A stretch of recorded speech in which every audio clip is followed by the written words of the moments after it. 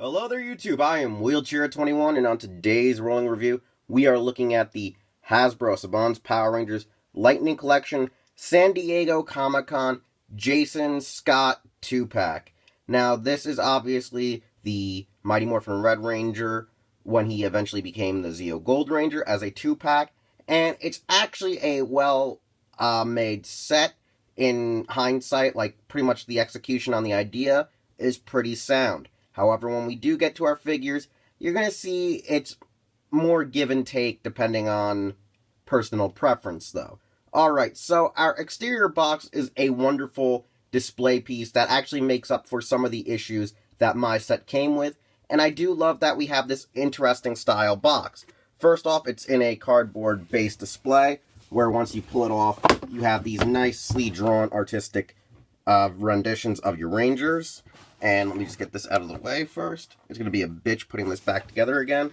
But then what happens is as you start sliding it out, you get the back of your box. Now, my figures are already out of the box, thankfully, so when we switch to the other side, you'll see that it's already empty. And for some reason, one side just doesn't want to unstick, which is rather weird, seeing that it worked just earlier for me. So, we have this. We have the background behind of how pretty much Jason became your actual Red Ranger. Now, since these are promotional stills for the figures, there are obviously differences going to be applied. Like that nice gold isn't as nice as it looks on the box. And then on the front, this is where your figures would be stored, and it has like your very basic, standardized, I guess, Lightning Collection 2-pack box art. So overall, for the actual creation and foundation for your box and display, I think it's really good and nice. However, once we get into the figures, like I say, not everyone's were the same due to possible quality control and management of this 2-pack that was announced pretty late in the game. Alright, here are our base figures for Dragon Armored Red Ranger and Zeo Gold. We'll look more at the accessories, optional heads and hands in a little bit, but first let's just go right into our base figures. Honestly, I really do love the effect that we have them with some nice golden paint. Now, the Dragon Armor stands out a lot more than the Gold Ranger's paint does. His is a little bit more dulled and a little bit more, I guess you would say, melancholy, or I feel like it's just more just flat, where honestly, looking at the gold used on Mighty Morphin Red, it feels a lot more vibrant. It just feels more powerful just from looking at it, you know, just from this distance alone, whether it be from the camera or me sitting behind the camera. And I do enjoy that aesthetic. Honestly, right now, I'm going to say that the Mighty Morphin Red Ranger turned out a lot better than the Zeo Gold, at least in my set. And we'll get to that in just a moment. So, let's look at our Red Ranger. So, I did put some of the accessories in, one being obviously the Dragon Dagger, and two being obviously the actual Dino Blaster or Power Blaster, you know, the regular pistol in its regular collapsed form. However, the set does come with a version in its actual gun mode. Now, this figure mold does share a lot of the similarities with the Green Ranger that was released around the time the Fighting Spirit 2-pack. And so we have a good assumption on what the male Ranger body is going to feel like, at least with this. This is my first actual interaction with the mold, though. So we do have pretty good articulation. Like, the knees are some of the tightest joints in this actual figure. We have your typical actual boot swivel. We have a nice, like, kind of ratcheted knee. Or should I say ankle? Why the hell did I say knee? Probably because I don't use my legs. I don't know what the hell they are. We have a thigh swivel. And we have hips. Now, the hips are kind of, like, torqued because of, I guess, how they molded them. They don't really want to, like, fit in the hip too much. So they don't get a lot of movement compared to some of the other figures in the line thus far. And that's kind of a sad thing. This knee is the tightest of the two. Like, I mean, this thing just feels like sometimes it wants to explode on me. But I think after loosening it up a bit, it's gotten a lot easier to move. This ankle, pretty tight. We have the nice actual abdomen joints that are really great. I really like how these abs actually feel natural to a human body. They don't feel like they're hindered going forward, nor hindered going back. Like, you actually get a real range of natural motion, it feels like. And you also have that nice ball-jointed bicep upper torso area that is really solid, that I think Marvel Legends needs to start incorporating to make their figures a lot more I guess you'd say natural or moving. I mean, you do lose a bit of the waist, but it makes up for it with the bicep. And you get, like I say, a real abdominal crunch, especially if you're supposed to be a character that rides like a motorcycle and or vehicle. I digress though. Shoulders, pretty good. They're not really hindered by the actual dragon armor because of the soft, malleable plastic. And since it's also painted, there are areas where you can see the base yellow, like the, I guess you'd say, marigold, like, plastic that they use. But honestly, the paint came out really good on this. There's only a few areas where you can see it either got a little more than it should have, and it doesn't really, you know, destroy the integrity of the overall design of the dragon shield. So, like, you have, like, your basic arms, too. Simple, nice. And then you have your head. Now, a lot of fans are pissed about the head sculpt because the silver line doesn't go fully through the helmet. And I think there's been a few Red Rangers in the past that haven't actually had the silver line through their mask. So it's not that disconcerting for me. But, I mean, you can just easily go in there with, like, say, a Gundam marker with a slight, small, tipped paintbrush, get some of that ink, and then just go right in there and clean it up. But it's not too essential. It doesn't destroy the integrity of the mold, the design, and or of the character. And I do gotta say, they did really well. I just don't think the power coin came out too well, because, like, even me looking at it and trying to just even, like, glare at it, it doesn't look too much like a Tyrannosaurus. You see a bit of the jaw, but it's not essentially fully there. So, that's your Red Ranger. Pretty good. The most solid figure in my set. But a lot of people really bought this one for our Gold Ranger. Our Gold Ranger is probably one of the most popular Rangers outside of Mighty Morphin because of not just his design, but due to the fact that he technically had, with an asterisk I should say, 5 different users. Brad Hawkins as the first initial voice before they revealed it as Trey of Triforia, which was the DeFiplo triplets. And then you eventually got Austin St. John coming back to take over the powers when Trey lost the powers. So technically 4 people played Trey, 1 person played Jason. So it's kind of ironic that we do get some crazy shenanigans going on. Now, the sad part about this is, like I said, either some people get their MMPR red screwed up, or some people actually get their gold screwed up. So first off, the biggest one that most people are having is, due to the fact of how it's stored, the plastic kind of got warped in the actual container, so it's not really nice and curved like it should be. Some areas are a little bit more jagged than others, and you kind of got to, like, let it wear down over time and reset to its natural formation. And in addition, due to the fact that they used a nice, like, black wash detailing to strip line or pen in the actual collar of the Gold Rangers, some of the black paint oozed out. It screwed up on mine, like, all over the main core of the chest and all the way up to, like, the right side. The left side, however, came out really nice. So honestly, all I gotta do is probably eventually just disassemble this figure, take the top off, and redo all the gold. But then again, I might just wait to see when this comes out at retail and see if they can fix the issues, obviously, with the actual character. On top of that, the weapon itself has a little nick in it. The reason that nick got in there was, I guess, when they put it in the package or something, it still had a lot of excess on it, and they had to clip it off after painting it. I don't know why they didn't go back and touch it up. So that's kind of weird, like, because you can see it's like a cut rather than a chip. So I don't know how that really got there. Also, they molded the staff kind of backwards on this version. So you see, like, the printing points here, where this is the obvious front. But, like I said, we'll talk more about this accessory and others in a little bit. So, the base articulation is about the same as your Mighty Morphin Red. So what I'm assuming is that most of the internal core of the mold of Zeo and MMPR are going to have the same system. Other Rangers might have different legs due to the fact that when comparing them, they're different than the Shadow Ranger.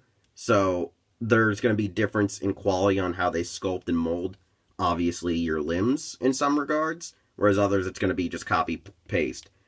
We have, like, the nice actual leg armor. It doesn't get too hindered by the knee articulation too much. The legs are a little warped, and the boots are a little bit weird on how they swivel. But overall, they're a very nice leg. This is where my issue comes in, where I have 2 right actual hips. So, right here where the thigh is, it doesn't line up at all. And as you can see right here, you can see these crevices in, like, the suit seams. And they match here on the back. Pretty simple to prove that I got 2 right hips. So somebody out there has 2 left hips, and if we were able to switch, we'd have a perfected figure almost. So that's my biggest issue, is I got 2 right hips, whereas Soundad had 2 opposite feet. Yeah, his left and right got switched around on assembly. So this is kind of ludicrous. So for paying for this set, I do understand that Hasbro has lemons in the past when it comes to their exclusives, but it is kind of sad in this case, since we don't have a definitive answer when either of these figures are being released at retail. So overall, though, like I said, like the base body and articulation is pretty sound, pretty, you know, smart, pretty awesome. But overall, there are like a few lemons in the batch, whether it's your red or your gold. So it can probably deter people knowing that this is, like, at the time being a one-of-a-kind set till they get released to the mass market in their individual forms. You know, just red and gold. Also, one thing I did point out and Soundout mentioned, since he said about me in the review, is that I wish we actually had a alternate hand that could actually make him swivel down to do, like, the summoning and attack position. Like, right now we only have an inward wrist swivel. We don't have an outer wrist swivel to go up and down. So that kind of sucks. But overall, like I said, for the detail, for the paint apps, we got some pretty good ones. And honestly, like I said, it does depend on who's got what. So let's now go look at our incredible accessories. Alright, first off, with our accessories, let's talk about the heads. Now, right now, earlier Ranger heads don't usually match their actual actor in some regards. They're either sort of close, they're sort of caricatures, and they're kind of crap compared to our more modern Rangers, due to the fact that there's better photos of them, as well as, honestly, there's better just headshots in general and mapping to help get these faces right. So, on our left hand here, we have the Mighty Morphin Red Jason head. This one kind of reminds me of a weird hybrid of Austin St. John, Bill Clinton, and Richard Nixon. It's one of those ones where I feel like a part of his likeness is there, but he also has 2 former presidents as well in his jawline and nose. Whereas this one over here is supposed to be the Zeo Gold, I believe, and it does sort of look more like modern day Austin. You know, Austin in his like 40s to 50s, and it does look, honestly, just a little weird, because, like, his face didn't change too much between Mighty Morphin Season 1 to Season 4, which was Zeo. So it's just weird. I mean, I get the idea of changing the hairstyle, but overall, it's like, I feel like if you worked a little bit on both the molds, you'd have a more perfected Austin St. John. Like, I feel like if you just fused qualities of these two, you get a better head sculpt. But so far, it's one of the closer ones out of our 3 Mighty Morphin Rangers we've gotten thus far, between Tommy, Kimberly, and Jason. Following up to our heads, we have actually the Blade Blaster. We have it in its holstered form, which is very nice, and we also have it in its gun form. Now, the one thing, though, that is irking a lot of fans is that Kimberly came with one that was painted in full silver, whereas Jason is painted in full white.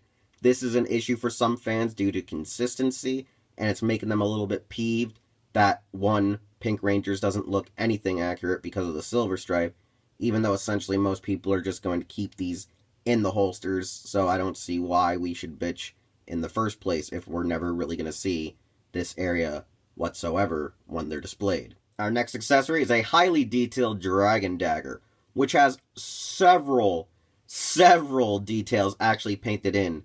You have like the dragon coin on the hilt, you have actually the buttons to play the flute, you have the dial at the end, you have the tip of the blade, the interior blade of the whistle part.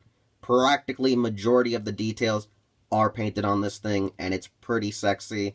And I mean, it's just a reissue from the Fighting Spirit set, but in chronological order, this essentially came first. Alright, and now we come to the piece de resistance to the Mighty Morphin Red accessory lineup. It is the original Mighty Morphin Power Cannon Power Blaster, whatever you want to call it. And luckily, since we do know with the retail Power Bow, it does disassemble and become its own parts. This is a cool feature to have early as a sneak preview, especially if you don't want to get all 5 original Mighty Morphin Power Rangers again. So, honestly, there are a few issues where the bow sometimes has a little bit of balancing issues. It gets a little loose, it gets a little wobbly, as well as your, obviously, Tricera Lances and Sabertooth Tiger Daggers, where, while they do clip in pretty well, they just kind of, like, don't line up too well, as you can see. You gotta kind of, like, reposition them from time to time to get them leveled. There's obviously the part of the bow, like I say, how it connects, and we'll do that all right now. So to disassemble, it's easy to just turn your saber out. Now, the actual power sword for the Red Ranger, really nice at the hilt, really nice silver for the blade. It's not flexible, so it could break. Problem is, though, the actual black part here is all painted in, and by putting it into your Power Blaster, sometimes it does wear out the paint. Also, this type of paint does stain the hands, so the longer you have it in your actual gripping hand, the blacker the white palm will become. So I just say air that out as caution. Our next part is getting the bow out. The bow easily kind of just pops out, even though it's held in here pretty snug by the power axe. And the power axe, though, will slide up. We're getting another one of these with the armored Black Ranger coming out at Walgreens. This is a pretty nice and snug axe. I do think, though, that the actual cannon part feels a little bit too big. I'm wondering how sturdy the actual Black Ranger will be when holding it. Like, I assume the figure will be able to hold the actual, you know, axe part. And we already know it can hold the gun parts. So it's like, will it wear out the hand over time? Who knows? But it's a really nice, awesome accessory. You also have, like I said, your individual pieces for blue and yellow, and you have also your pink bow, which from what I know, this one has a nice matter finish than the actual retail mass-produced one. So overall, like, you got all 5 of your common Rangers weapons, and that's pretty good for, obviously, Jason. Then as for our last 2 accessories, we have the Zeo Gold Power Staff, whereas with the base closed version, as you can see, like I said, it has the weird thing of the back is on the front here, so it looks a little weird. Overall, though, it is a nice staff, very accurate to the design, just has that weird little nick in it from mine. But overall, I think it was molded out pretty perfectly. It's just missing, obviously, the gold paint that you can easily just brush over if you want, and I'm probably going to do that just to clean up that nick and make it look more streamlined to the actual show. And then you have your opened, activated one for attacks. Now, mine for some reason curves. Don't get why, and I don't know how to fix it. I don't know if it's the actual peg it rests on, or the hole it plugs into, because this part up here is obviously removable. As you can see, you can slide it up and take it off. And like I said, when I got it out of the package, I thought I had actually broke it or busted it. However, upon removing it, it's just that something's wrong with the socket or the peg that it connects to, which makes it lopsided. And it's not that nice to have, but I'm guessing it's just going to be an issue we're going to see in the exclusive set as well as possibly the retail one. So there's going to be probably a lot of groaners out there. But overall, I do think a lot of the actual inner quality of the staff is achieved in the actual upper top detail. And I do like it. I do think that they did really well on the staff itself, even though it's missing the interior black areas of it. It's still pretty damn good. It's pretty solid. And like I said, you get a little gold paint on here, and you got one straightforward badass accessory that you can then wrap up with your sort of reprinted Lord Zed effect in a nice, I guess you would say, like amber yellow, goldish kind of effect. I really do like it. Getting the light on it really gives it a nice, real lightning vibe, and it's a really nice effect when you pull it out like this.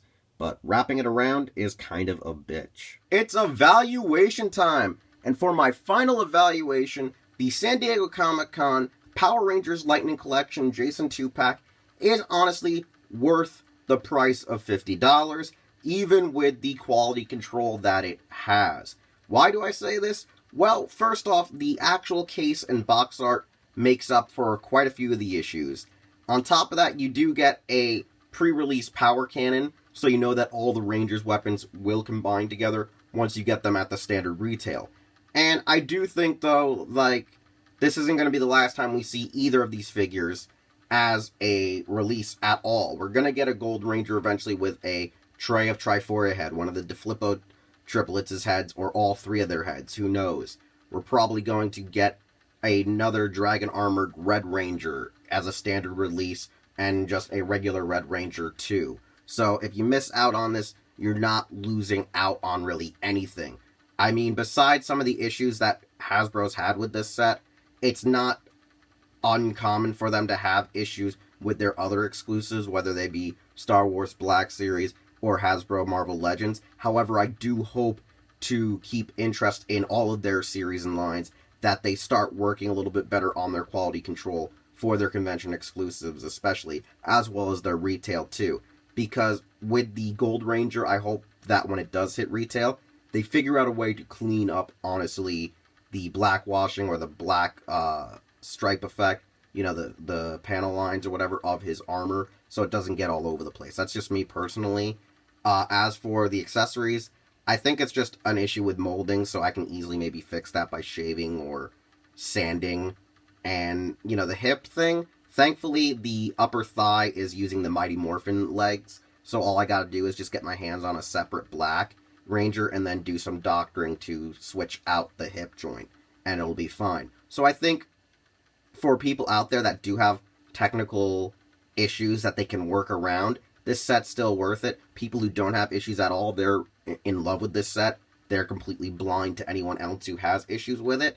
And so I think, like I said, you just gotta wait and be patient. We'll see these figures eventually at retail. Will we get a Dragon Armored Red Ranger at retail? Most likely. I don't see why there wouldn't be. It's not like with, usually, say, Hasbro's Marvel Legends or their Star Wars Black, where once you get maybe a figure in a set, it's only exclusive to said set. But we're probably going to just see these eventually at retail, because they are changing up their formula on, usually these are just early releases rather than limited or exclusive releases where you'll never see them again. So, overall, if you like this 2-pack, if you like my reviews, if you like what I do, please leave a like, leave a comment, and subscribe if you already haven't. You can follow me across social media, mostly at Wheelchair21, with the exception of Instagram being Taja_Doyle. And I'll see you all next time with another rolling review and or Doyle's DVDs.